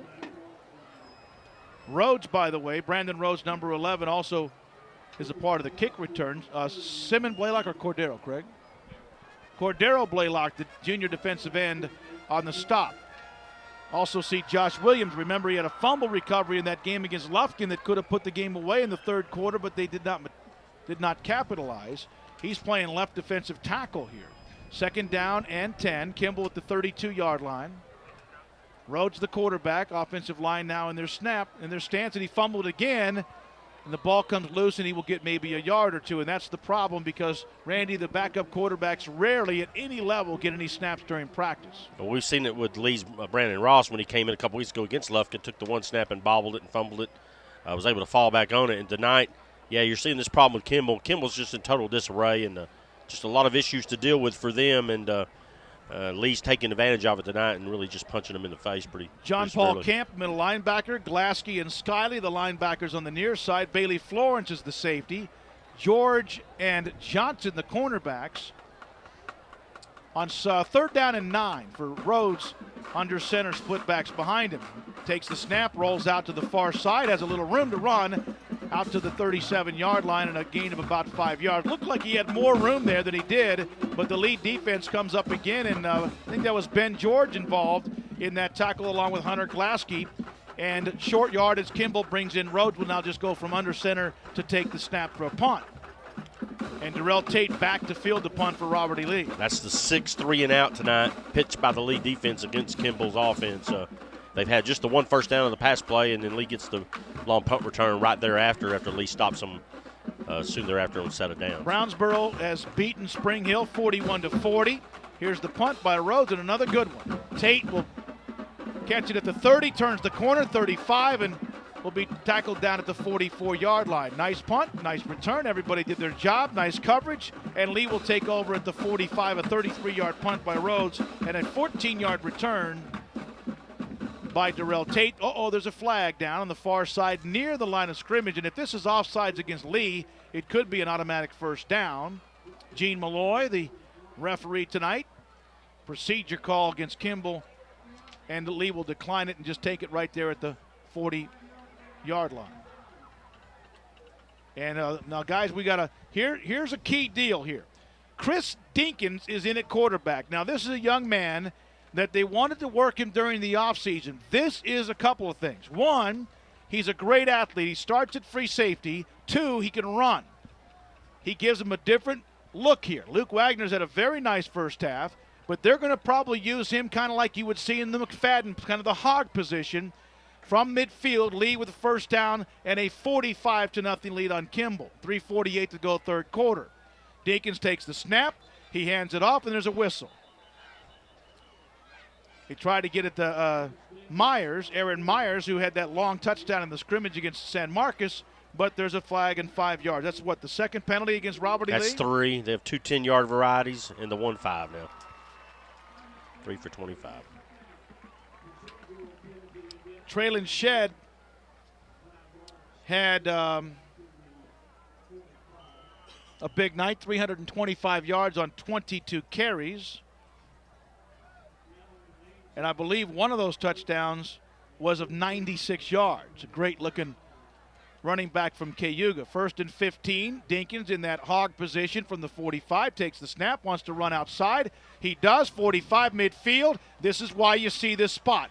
Out to the 45-yard line of Kimball, down to the 45, and a gain of 10 yards. You see that? And don't think the Abilene coaches aren't taking notice. Wait a minute, who's this guy? Now they've got Wagner. They also have to show a little bit of this. The Mesquites, the DeSotos, they have to worry about it as well at the start of District McDuff makes the stop. Yeah, he's got great lean too, and just able to turn it up, falling behind a couple of blockers, and picking up 10 of the 5 they lost from the prior penalty. So under 3 minutes to go, third quarter. Robert E. Lee has been in total control since the opening kickoff, basically. 45-0 over Kimball. And Dinkins from the shotgun from the Kimball 44-yard line. He stands near midfield, and there's a procedure called and a bad snap, and this is what happens when you get a lot of backups in the game, and that's why you want them in the game, because they give you an opportunity to get some snaps that you need. Also in the game right now for Robert E. Lee is Brad Gilmore. Gary Fleet said that we might see a little bit of him tonight. And I believe Holston, is that right? No, Hunter Hogan's still the center. Holston at some point. The flag gives Lee a first down for an illegal jumping off sides encroachment call against Kimball. First down at the 39. 2:14 to go, third quarter. Lee goes to Abilene. If you want a seat on the bus, get a hold of somebody from the Lee Moms Club to make that trip out to Shotwell Stadium in Abilene. We'll be there as well. Dinkins shotgun, keeps it. In trouble, breaks outside. There's a face mask, should have been one. He lost about 2 yards. Chris Moten on the stop. Looks like they raked him across the face mask but never grabbed onto it. Loss of 2 yards back to the 48-yard line. Maybe loss of 3. The Lee band have not had many opportunities in this game since the start of the third quarter against Lufkin to get excited, and the cheerleaders, drill team, Southern Bells, and the band having a good time. This is almost like a zone read that they have Dinkins in. He fakes the handoff on that play and just twists the ball back up across his body and turns the other way and tries to run, but Moten is there for the stop. Jonathan Edwards has checked into the game for Robert E. Lee on second down and 13. Dinkins in the shotgun. He keeps it himself, dances around, keeps his feet. 40, nice move. 35, look at Chris Dinkins down to the 33-yard line. And a gain of 10 yards in the play. It brings up third down and 4. Man, he's very, very shifty too. He got away from a couple would-be tacklers right in the backfield and is able to surge forward and gets in behind a couple of his linemen and just pushes forward. And now it's a very doable third down coming up for Lee. Third down from inside the Kimball 34-yard line. John Tyler continues to lead Arlington Lamar, and that's a huge win for Derek Rush and his coaching staff after their very tough loss to Lufkin last week, 13-12, and after the 42-14 loss to Texas High. Dinkins from the shotgun, third down and 4. Will take the snap. Myers right next to him. He wants to throw, sets up. He's a lefty, goes over the middle, pass caught by Mosley. Marquise Mosley. And the lefty throws his first ever pass for a first down of 15 yards, first down at the 20. That was a dart, too. Mosley runs a great route, just a slant back in. He beats the defender inside. And, man, you're talking about a dart. That thing had to be 50 miles an hour, no exaggeration. And Mosley reaches up high, only where he can catch it. A nice toss and catch for the Lee combo. In the offseason, Mike Owens told me after their loss to Skyline on the way back from Corsicana, he said, we're going to let Chris give us some opportunities. He's incredibly athletic. There's a timeout. They got all sorts of the personnel issues in there at the end of the third quarter. 45-0, Lee dominating. Chris Dinkins in at quarterback as well. It's been a good day all around for everybody in the red. Back in a moment. This is Lee football on KTBB.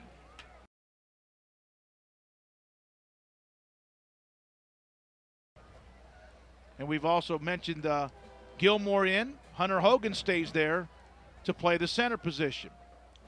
The tight end is Zach Hightower. So second down and 6. Dinkins from the hog position bounces outside. There's a holding call on the tight end who got the jersey, and Dinkins picked up the first down. But this is coming back. It'll be second down and 16. Holding call. I think they got Hightower for grabbing the jersey. I think Dinkins would have made the corner anyway. Yeah, because he just takes off that way, and if the block had not been made, he probably would have run right through an attempted arm tackle or a swipe by the defender for Kimball, and it wipes out a first down run nonetheless. But Lee's not worried. This is just valuable experience for a lot of the backups tonight for Lee, and like you mentioned earlier in the game, this was to be a real rarity if they can get this done in first teamers played well enough tonight to accomplish this. So under 11 minutes to go, and they are just trying to wind the clock. Stephen Reagan splits far side, K.J. Jones and Edwards to the near side. Franklin the H-back. On 2nd down and 16, Dinkins with the shotgun formation. Hunter Hogan will snap it back to him, and they give it back to Myers. Turns the corner, 20, 15, he's going to score. 10-5, touchdown, Aaron Myers. He split a couple of defenders. Franklin was down there, and also Jones with some nice blocks, and Jamie, everybody else seemed to stop except Aaron Myers. Yeah, just a beautiful cut. It looked like he was going to go to the outside towards the sideline, David, but one little swift move back to the inside beat 2 guys right in between the 2 of them. Nice downfield blocking by the receivers as well, but a terrific run by Aaron Myers. Final score in is Hugh Springs beat DeKalb 26-21. Here comes Hinesley with an extra point. Hogan with a snap. Hunter, the senior, 3-year varsity letterman. Hinesley with the kick, and it's good. And with 10:28 to go, it is Robert E. Lee 52, Kimball nothing. Back in 1 minute on News Talk 600 KTBB. Yeah, a lot of time left.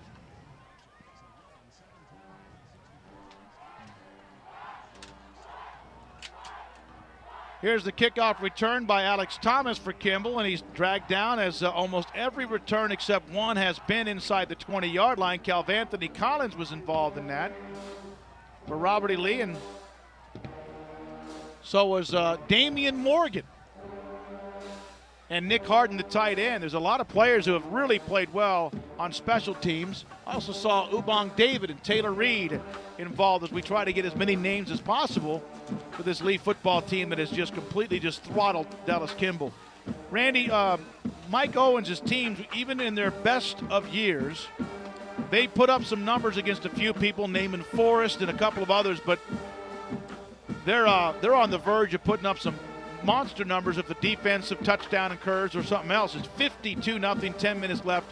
And Kimball fumbles the snap, and Rhodes picks it up, and Williams is there to wrestle him down. Josh Williams, a gain of a yard, 2 yards on the fumble. Yeah, it's been a while. Lee, I don't think has ever had a big whitewash with this kind of a point margin ever that I can recall. 52 points, nothing quite that large, but nice run by Aaron Myers on the touchdown, by the way, David. And that capped off a six-play, 60-yard drive in 5:25. And the backups get a nice long drive for Mike Owens and his staff, and they have to love that, absolutely. 9 minutes, 30 seconds to go. Kimball at their 20-yard line. Their backup quarterbacks in the game. Their offensive coordinators, the head coach, because Chester Barnes is ill with an emergency appendectomy this morning. Their bus was late, and they're getting drilled 52-0. From the 20-yard line, Rhodes back to throw a little flip pass to the wide receiver, and he cuts back into the middle of the field and tackled down right there for a short gain. Nice job defensively again for Robert E. Lee. And got one player after another. Andrew Hassel was there to make the stop for the Red Raiders. So the great part about tonight is, first of all, they played. A lot of teams didn't get this game in because of Hurricane Ike. They are getting tons of important film time for a lot of these younger players. Elliott Mills, we mentioned him earlier in the game, is back in. So this is such valuable experience. No matter what the score, no matter what the opponent, these guys are getting an opportunity to get some snaps. Coaches can look at the film and help these guys understand what they can do. And this is 3rd down and 7 after a 1-yard pickup on the pass for Rhodes. Here's a flip back to the receiver. Taylor Reed is out there to force him in trouble and knocked him down for no gain. Very nice play by Taylor Reed to blow that thing up, and then a couple of other Red Raiders get involved in that play, including Bailey Florence. And guess who comes in to field the punt? The Hog Man. Yep. And does Chris still have that mohawk? There's a Lee player down on the far sideline, David. Oh, that's not good. At the 20. Yes, there is, and I don't think anyone knows it because he's kind of hid over there. Well, Glasky does, but that's about it. Now Taylor Reed's the one that made the stop at a 1-yard pass play, and in fact, not even quite that. And now that is, that's Ben George. And what I love about it is he kind of just was kind of getting his senses. Looks like he's going to be okay, and he's upset with himself, but what a tough kid. He does come off in his own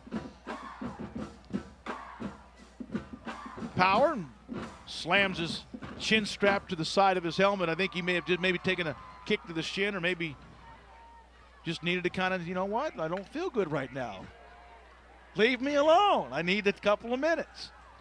7:40 to go, clock runs, and that's 2 passes right there from Rhodes that was for 1 yard and no yards. Been a tough night for the Kimball Knights. Here's a punt that Dinkins lets go over his head at the 40 and out of bounds near the 35-yard line. So 7:23 to go, and Randy and Jamie will have a chance here again to see this hog formation. What do you think, Jamie?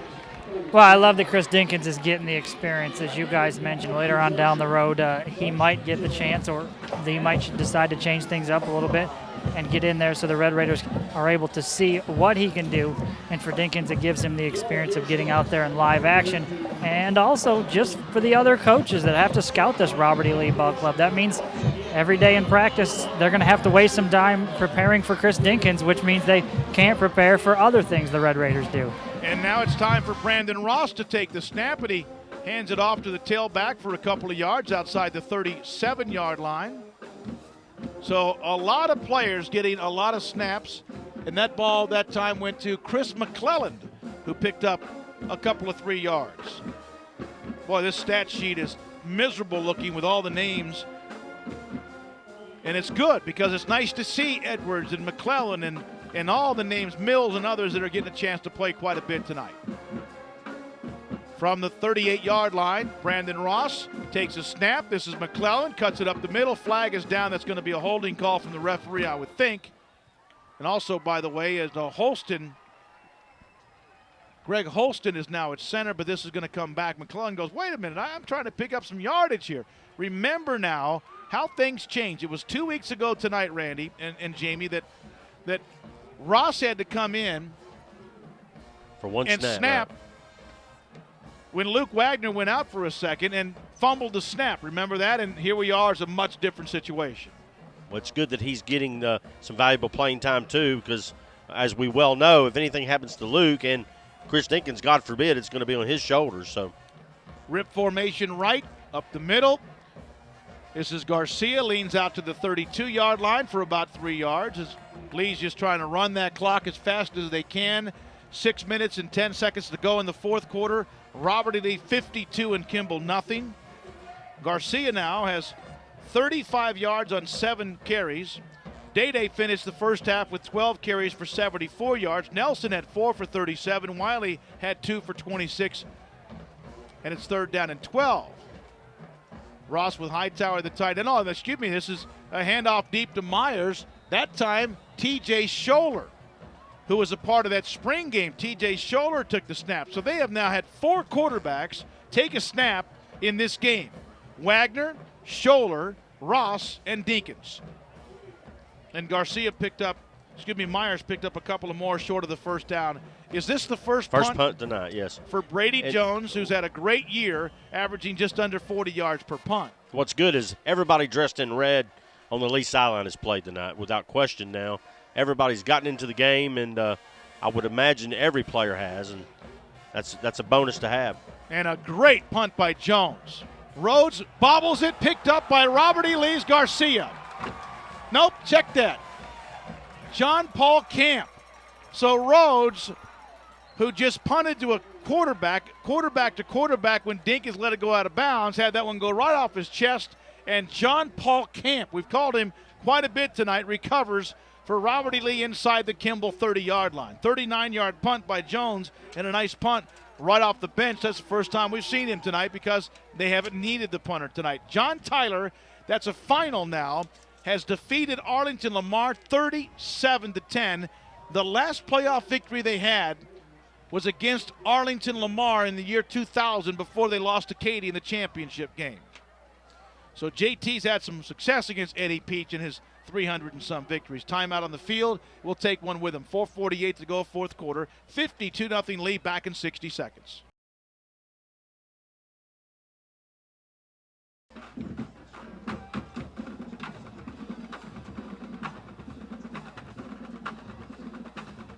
Here's a handoff to Myers off right tackle and a stretch play, and he keeps on digging down to the 25-yard line. So Aaron Myers picks up 3 yards. Couple of games to update, Randy.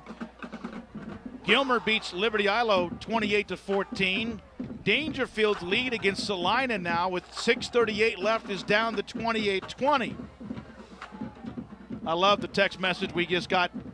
Jamie and Randy and Craig from Reno Moore on his way back from the White House win about having to play in Corsicana. We've been there, done that. Second down and 7. Myers, right tackle. First down 20, down to the 15. No, check that. Chris McClellan down inside the 10. Boy, they are getting in a lot of different players, and McClellan down inside the 10-yard line. Oakwood beats Covington 65-0. 18 yards for McClellan, and this is starting to be a monstrous offensive output offensively with yardage. Monstrous. Well over 400. We're right at it. Brown, Wiley, Nelson, Wagner, Ross, Dinkins, Myers, Tate, Garcia, and McClellan have all touched the ball in this one tonight. McClellan is now the deep tailback behind Ross. Double tight set at the 7. McClellan, right tackle. Not much there. Leans for a yard down to the 7. In fact, it's still second down and goal from there. This is cool. A lot of times, especially when you're playing Lufkin and Longview and DeSoto and Mesquite and Abilene, Jomo McDuff with the stop for the Kimball Knights defense. You don't see a lot of time, and this is stuff that you never know when you're going to need to come back, and these guys have now gotten a little bit of that taste, and it's great that they can build off of this. 3:16 to go, fourth quarter. It has been 52-0 Lee from basically the start of the game. Now Lee's going to – the play clock has not yet started yet, and now they bring it in. Brandon Ross comes in. Garcia is in. Reagan checks out. Mosley comes in. Marquise Mosley, another one of those good-looking underclassmen, the sophomore, has got a catch tonight. And McClellan is the fullback. Dennis Edwards is in to the near side, another sophomore. Ross, Garcia hitting the backfield, and he'll get knocked down for a loss of about 3, maybe 4 yards. Kimball thought it was a fumble recovery. And Randy Huffstickler, the defensive coaches, Williams, Huffstickler, Law, Jerry Reed, they don't want to see this goose egg, no matter what it is. They don't want to see this goose egg off of the clock, right, or the board. Or lost in any way, shape, or form like that. Clearly Lee can pretty much just run out the clock. It's a third down coming up, but Kimball will get the ball back at least one more time. But it's what you want to have. You played so well in all facets of the game and dominated. It just tops it off if you can get that goose egg. Clock now at just over 2 minutes left. McClellan in the rip offset eye position. Tailback is Garcia. Third down and goal from the 11. Brandon Ross, the quarterback. They run Garcia, bobbles the snap, and now cuts it inside the 10, leans inside the 5, gets down to the 4, and a nice run of 7 yards. It brings up fourth and goal. Tackle made that time by Lavaja Marcel, number 25 for Kimball. And you got to wonder if Lee just might run this play, and if they score, they score, and if they don't, they don't, with under a minute and 40 to go. And I tell you what, it was a nice comment. You talked to DeMarco King, Jamie, that they were late, and Lee said, hey, we'll kick it off when you're ready. Yeah, that's exactly right. Great job by the Lee coaching staff and TISD as a whole, number one, just to send the buses up there to get Dallas Kimball and bring them down here. But at the same time, Coach Owens waited for them to get here. Once he found out, went to their coaching staff, said, how much time do you need? They backed it up a half hour to an 8 o'clock kickoff. So definitely a nice sportsmanship by the folks here at Tyler. And again, we do hope that all of you, if you are in the area and you have a chance to listen to Dr. Bob Peters and his updates throughout the weekend, nobody does it better than he does when it comes to keeping you involved in what's happening with the weather, whether it's just a rainstorm or, in this case, the remnants of what we have coming up the Gulf Coast and hitting the Texas coast here pretty soon on Hurricane Ike. He's amazing. He is amazing. Kansas has come back, I believe, to tie South Florida with 5:32 to go. They've scored twice in the last 4 minutes in the fourth quarter, and KU now tying South Florida 34 apiece in the fourth in Tampa. Holst in the center. McClellan and Aaron Myers is the deep back as Lee has the ball from the Kimball 4. On fourth down and goal, they'll run a play here and just see what happens. From the snap, this is McClellan up the middle, touchdown, Robert E. Lee.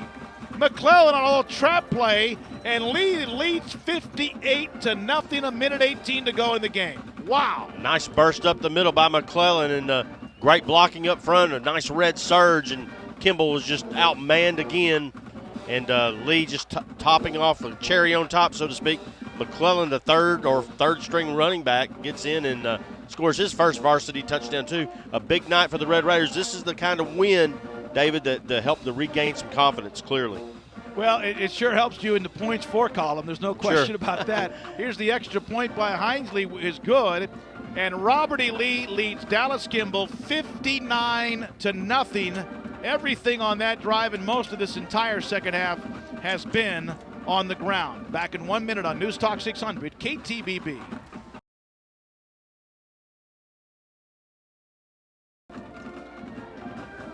One minute, 18 seconds to go in the fourth quarter at Trinity Mother Frances Rose Stadium in Tyler. 59-0. Robert E. Lee over Dallas Kimball. 6 plays, 28 yards, and 340 for Lee. And Chris McClellan scores his first varsity touchdown, a 4-yard run, and Judson Hensley adds the PAT. So Garcia has had chances. McClellan, Myers, all sorts of running backs for Lee. Ball kicks around, and Kimball has it bounce over their head in the back of the end zone and will stop about midway through the blue and white. John Tyler on the J. And now Kimball defensively or offensively will come on with a minute 18 to go, and they lost their quarterback who is out. Jamie, I don't know what else can go wrong, and we just hope to God that everything works out on the way back to Dallas. So this has been a really tough day for the Kimball Knights. I mean, it really has. The Red Raiders have done pretty much everything they wanted to do offensively tonight and defensively as well. So, as you mentioned, you just hope they can get back safely. Hopefully they can learn from this ball game and turn their season around next week now that they'll be 0-3. We'll have all the scores for you. Our scoreboard show will start here sometime the next 20 or 30 minutes. Get a comment or two from Bill Coates and the dominating win for John Tyler at Arlington Lamar against Eddie Peach in what has to be without question one of the best wins they've had in a long time, and almost had one last week in Lufkin.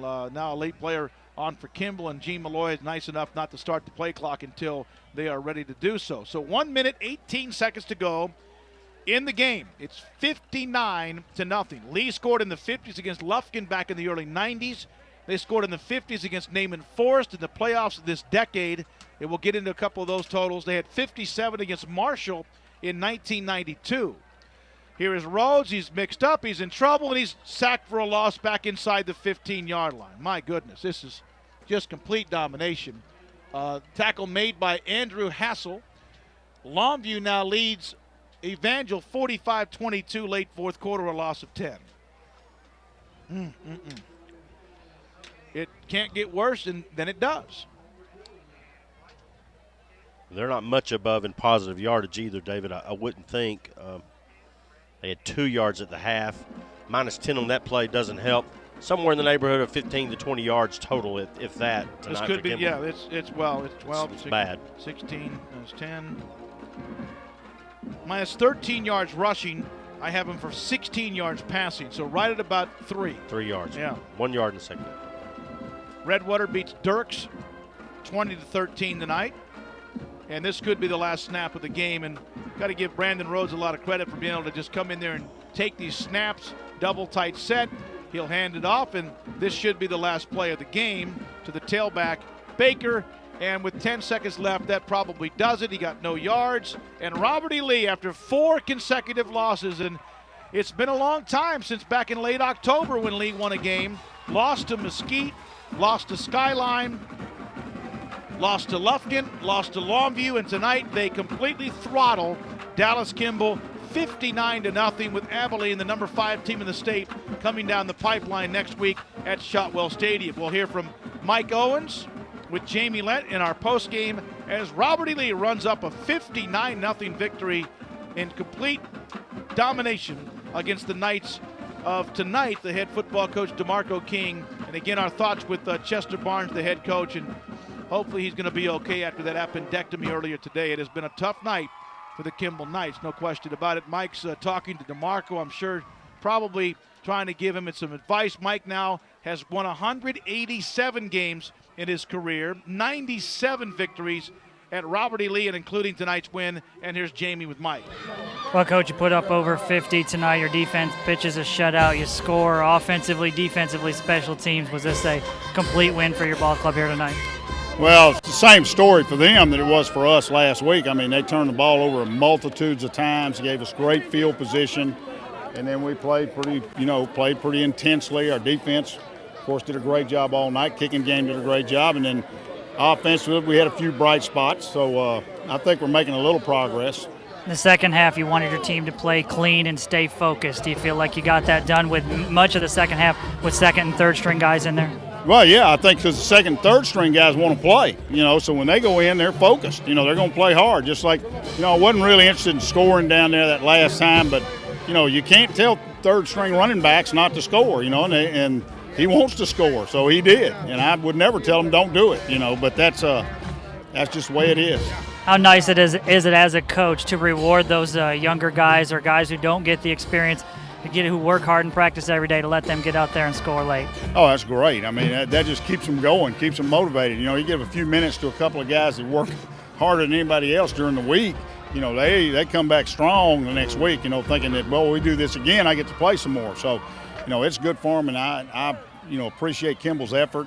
They had a lot of bad things happen to them this week, the bus situation, their coaches in the hospital. I mean, and, they got a bunch of good kids that play hard. And just if they can correct the turnovers, they're going to be a pretty good football team. Obviously, lots of positives from your ball club in this game. How important was it for the psyche of your team after maybe losing a little confidence last week? Well, yeah, everybody can take a little deep breath now. They think they can, but we're going to practice Monday just like we did, just like with 0-0, so they can take a breath tonight, I guess, but come Monday, we'll be at it harder than we were last week. This just gives me an opportunity to really get after them now after a win. So that's what I'm looking forward to Monday. Abilene High, obviously a very good ball club. You guys expect a major challenge there? Oh, yeah, major challenge. They're ranked in the top 10 in the state, and they've been whipping everybody. I don't know. They were having a tough time with Cooper tonight, but that's an inter-city rivalry, so you never know in those kind of deals. But, yeah, we'll find out what we're made of next week. I can tell you that. Thanks, Coach. Congratulations. Thank you.